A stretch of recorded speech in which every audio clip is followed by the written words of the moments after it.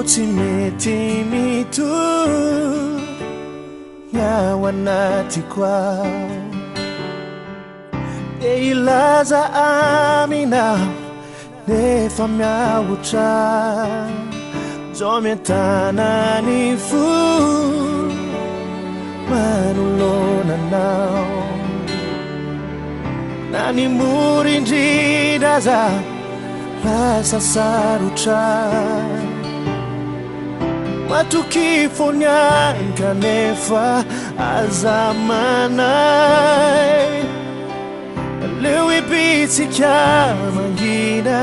ny ao anatiko ao rehefa feno anao ao tontolo rehetra izao paratseo ianao o tsy mety izay atao anila sitrakao soriny eto indray hoanao hoanao ny fokoanjaka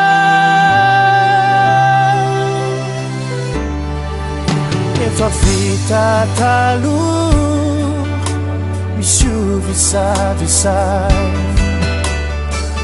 niany io life ity vaovao dray no andrandray samy ty tao ampo miandrigny maray efa fiainana vaovao manomboketo atao-antsay matoky fonany kanefa aza manay aleo ibitsika mangina ao anatiko ao rehefa feno anao ao tontolo rehetra izao paratseo ianao o tsy mety izay atao anila sitrakao soriny eto indray hoanao ny fokoanjaka ripanetsika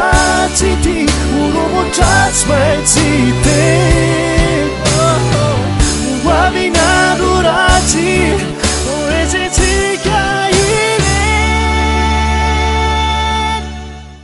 rehefa feno anao ao tontolo rehetra izao paratseo ianao o tsy mety izay atao